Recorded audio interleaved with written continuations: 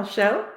I'm Dr. Shannyn Pearce, and today I'm going to do a last-minute topic change. I was going to do heart healthy tips, and I will absolutely come back and do that one. However, let me get all this pulled up for us. Today,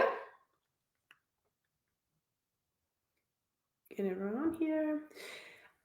Like so many people, I woke up feeling like crap. So what I want to teach you guys today, which I feel is a little bit more relevant because I know it's going around, right? I spent the early part of my week having tons of messages and emails and text messages from patients saying that they're coming down with the gunk or their family's sick and asking me what to do for that. My own family has been sick. We've kind of been battling it all week. And then today I woke up and can feel like it's all beginning to brew. So I'm going to go over step by step with y'all today. When I wake up feeling like this, what do? I want to prevent it, right? I want to prevent it from spreading and getting worse.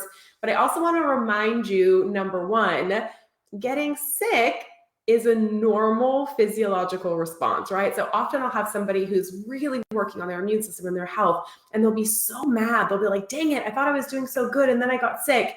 No, getting sick is what your body is supposed to do. In fact, I'll have a lot of people say, oh no, my immune system's good, I never get sick. That's not always the goal, right? The way our immune system learns to fight off viruses and bacteria and parasites and all of these things is by being exposed, having a healthy, normal response, and then learning from that, making titers, making antibodies so that next time it can deal with it better. So never getting sick is not the goal. The goal is be able to properly get through an illness, right? Over a couple of days. You don't want it to linger for weeks. You're going to hear me cough and clear my throat. I'm sick. However, let me reframe that too. So we don't even really call it sick anymore around my house. We call it expressing health, right? These symptoms are my body expressing the healthy response to all the germs that I've come in contact with this week, right? So I might feel gunky, but this is very normal. So you want that response. But when it comes to being sick, you want to make sure you're supporting your body really well so that you can come through it as quickly as possible.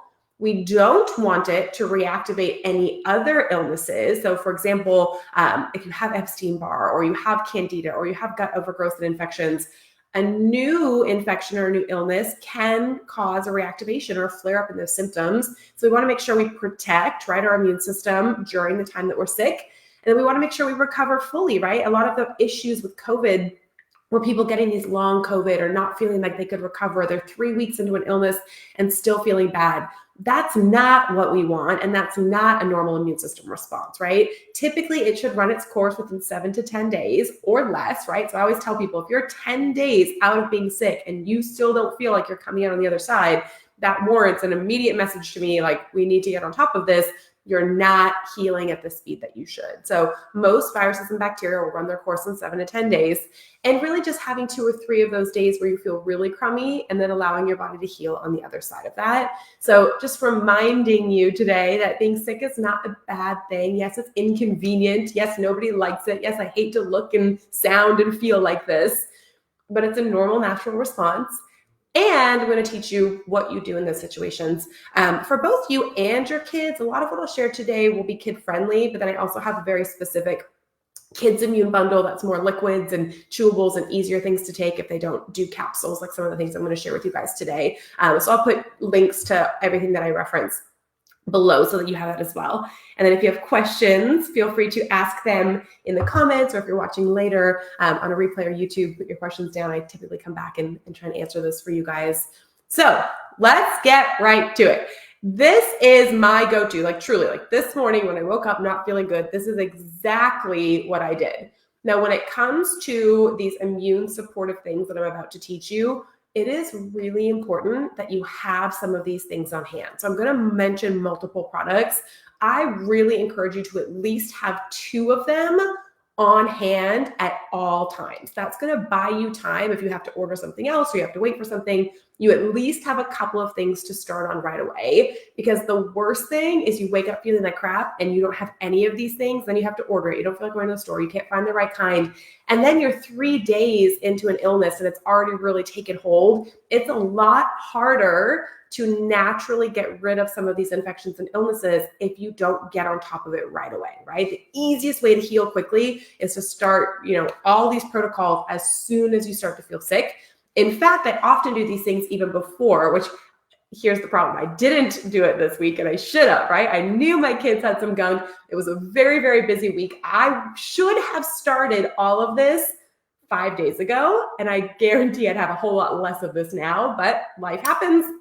And I didn't, right? So for future reference for all of you, people around you sick, if your family starts getting it, your kids start getting it, it's okay to start these things a couple of days early and try and prevent getting as much of the gunk as possible. It doesn't always mean you won't get it, but it typically makes it a little bit less, not last as long, but you do want to get on top of it as quickly as possible. Once it becomes a full-blown infection, if it gets in the lungs, if it gets in the sinuses, if you're having these major reactions, it's going to take a lot longer to feel better. So start as early as you possibly can, whether you're around people who are sick or you have those first kind of signs and symptoms that you're not feeling well. I would start all of this right away. And then I typically continue everything I'm going to tell you for 3 to 5 days after symptoms resolve. So a lot of what I'm going to show you for like the immune bundles and stuff, you can have them on hand, and this can last you 3 or 4 different rounds of illnesses, right? You're not going to be taking them for months at a time. Typically, you're taking them for that 5 to 7 days, maybe up to 10 days if your symptoms are lingering a little bit longer, but you're only kind of taking them for that maybe 2-week period of time.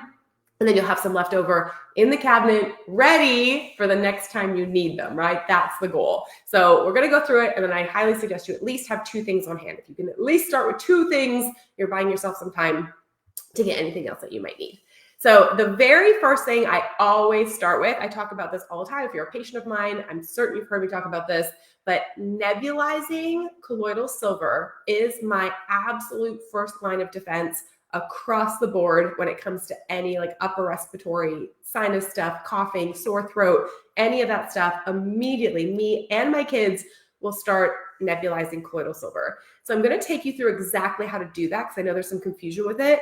And then also some suggestions for, I'm just grabbing my nebulizer, what types of nebulizers you can get. So nebulizing colloidal silver is a great way to make sure we're getting the antibacterial, the antifungal, the antiviral properties of the colloidal silver into the sinuses, the lungs, all the places where these infections can really take root and last longer. So I like doing it in a nebulizer more than taking it orally, like just swallowing it, because you're going to get it deeper into the body and really into the places that a lot of the infections will linger. So nebulizing is my favorite way to make sure we're doing it. You want to make sure you have a good, high quality colloidal silver. Anything you Google that has a bad review about silver is because you can get really crappy quality or you can get really good quality. The quality of silver matters tremendously. So I have one that I'll put the link down below that we use. It's called Silver Immune. That is the one we use to nebulize. And as long as you have a good quality silver, you can nebulize for all ages. I've done this for my kids when they were really little. I did it for my son when he had RSV, when he was about 2. We use it for them all the time.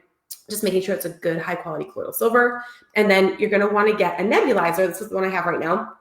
They are super easy to find on Amazon. They range anywhere from about $40 to $60, worth every penny because you will use this ongoing. So making sure you get a good nebulizer, and it doesn't have to be the super fancy one, right? It doesn't have to be the highest quality. There's several in that mid-range. So look somewhere between $40 and $60, personalized, personal use nebulizers. There's tons of them on Amazon, really easy to find. So how you nebulize colloidal silver for illnesses. So you're going to take the chamber. They almost all look similar to this. You're going to open it up and you're going to put the silver. Now there's usually this little plastic piece inside that helps it nebulize. Make sure that's in there. That's what makes it more aerosol. But you're going to put the silver straight in. Typically it's I do a capful, which is about 1 to 2 teaspoons. You're going to put it straight in the chamber. You're not diluting it. You're not putting it with distilled water. You're putting it straight in the chamber. And I probably put there's a little bit left over in there from me using it this morning. So it's probably a little bit higher than I normally would. You want it about halfway up the chamber. The goal being when you nebulize, it should last about 5 to 10 minutes. So everyone's nebulizer will have a little bit different of a speed. You don't want it to take 30 minutes and you don't want it to be done in 2 minutes. You're really going for that 5 to 10 minutes of being able to breathe it in. So I put the silver in the chamber straight. You can use the mask or you can use they have a stick version of it too. Either way is fine, doesn't really matter. I'm going to put it on, and then you turn the nebulizer on, starts making noise, right? It's kind of loud. But I like to alternate for the first minute or two, taking deep breaths through my nose and then deep breaths through my mouth. So the first 2 minutes I'm going, right, to get it all up on the sinuses, and then I'll do some really deep breaths in through my mouth, really trying to get it all up in the lungs, down the throat, getting as much of those particles as deep as I can. So I'll alternate, right? In through my nose, really, really deep, in through my mouth, really, really deep. But typically, if you're not feeling good, you don't want to sit there for the whole 10 minutes breathing that deeply. So I'll do it for the first minute or two, and then I'll just leave the mask on and breathe normally, right? And just continue to breathe in through your nose, in through your mouth, kind of get it in. If you're coughing, it's great. Cough into it. As you breathe in, those particles will go in with your inhale after you cough. That's perfectly fine. So just keep breathing. But you do want to do a couple of minutes of the deeper breathing to make sure you're getting it into all those areas as best as you can. And I will do this if we are not feeling well 3 times a day. It's like my kids all week. I would do it morning, noon, and night for 5 to 10 minutes to really knock things out. And both of them right as rain after 3 days, like feel totally fine. So we knocked it out, didn't have to do anything more.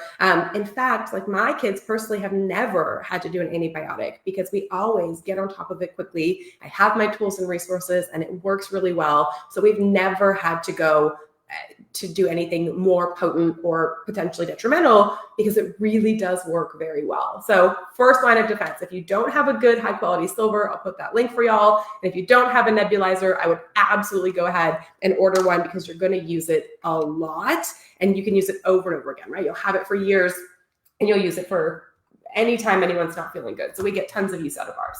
So number 1, nebulizing colloidal silver. If you're already sick, 3 times a day. If you're preventing, just once a day, maybe in the morning or before bed, just to kind of prevent. If you're already feeling gunky, 3 times a day. Again, for that, 7 to 10 days, 5 to 10 days, depending on how long your symptoms last. I will continue to do it for that 2 to 3 days after symptoms resolve, just to make sure I've really knocked it out and it's not going to come back. So that, I'm telling you, I cannot preach enough how you want silver and you want a nebulizer on hand, because if you get to that first, everything else is so much easier. So that's layer number 1. Layer number 2, I'm going to add in my good immunosupportive herbs. So I actually have this packaged in what I call my immune bundle because that's what it is, right? These are our immune herbs. So I'll put those links below for you as well. But there's a combination of 3 things. The first one is vitamin D because that is the immune supportive vitamin, right? And then, yes, you missed the beginning. I changed the topic because I woke up sick. So we're going to talk about what to do for this instead. I'll be back a different episode with heart health stuff. Okay, so vitamin D, you need a high quality vitamin D as well. Again, I'll put it in there with the immune bundle, but you want a vitamin D3 and you want it paired with K1 and K2.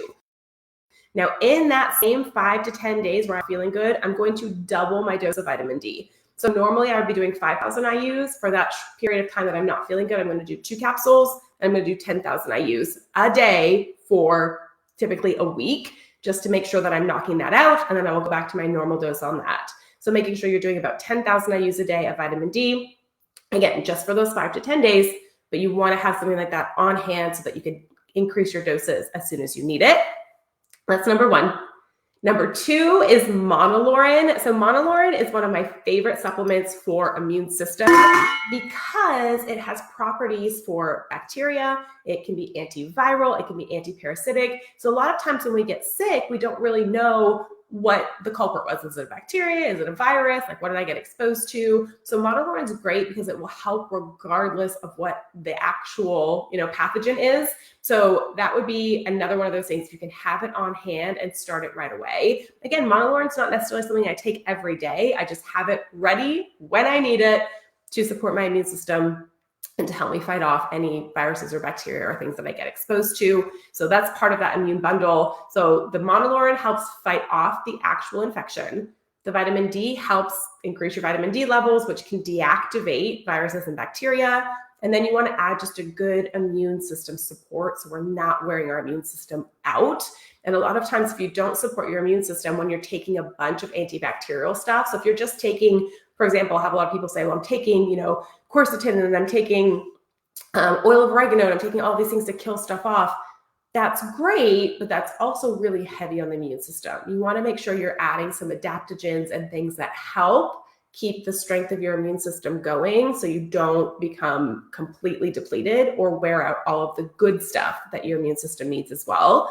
So my immune system support is called Strong. It has some really great just adaptogenic herbs in there. It has things like beta-glucans. That's great for stimulating your natural immune response. It has things like echinacea for good immune system support. So just a really good supportive, almost like an immune system multivitamin for the times that you're sick as well. Now that would be the one that you could take ongoing. Some people take that like all winter long. The other ones like the monolaurin I wouldn't do daily. The nebulizing silver I wouldn't do every single day. Those are really reserved for when you're not feeling good, when you need them.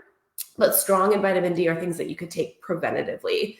And again, I'm going to be doing all of these for myself. I'm doing all 3 of those supplements, Strong, monolaurin, and vitamin D. Plus, I'm going to be nebulizing. I'm going to be doing this for the next probably 5 days until I feel like all of this gunk is cleared out. And typically when you do all of that, you get on top of it. It's 3 to 5 days. And you should come out on the other side feeling so much better. It's not lingering.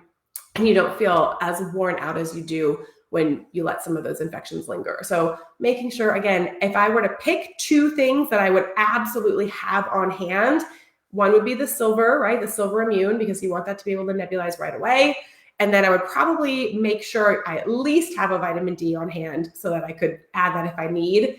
And then the monolaurin, you need something that's going to actually kill off the bacteria, viruses, those types of things. I would always have those on hand. And then you always at least know you have something to start with so you don't get caught in a situation where it gets really bad and then it's harder to treat. Yes, Strong is back in. See, it was so popular. It was Strong. My immune system support was sold out for a little bit because it is that season and people love it and don't like to go without it. So it has been sold out, but it is back in stock now. Yes, absolutely. Okay, now for kids, a little bit different, just because a lot of what I referenced are capsules. The nebulizer I'm doing with kids, absolutely 100%.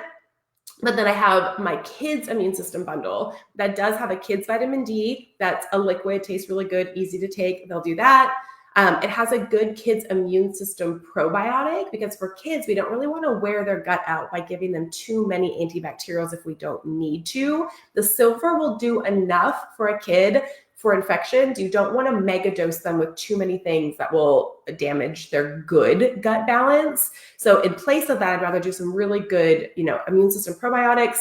And then there's a supplement called Immunoberry that's similar to my Strong supplement, but it's a liquid and it tastes good, so they can take it. It has the same echinacea, beta-glucans, things that have really good immune supportive properties. So for kids, it's going to be the liquid vitamin D, the Immunoberry, the kids immune probiotic, and then I would be doing their nebulizer. I have that in a separate link that has the kids product, so I'll drop that for everyone below as well.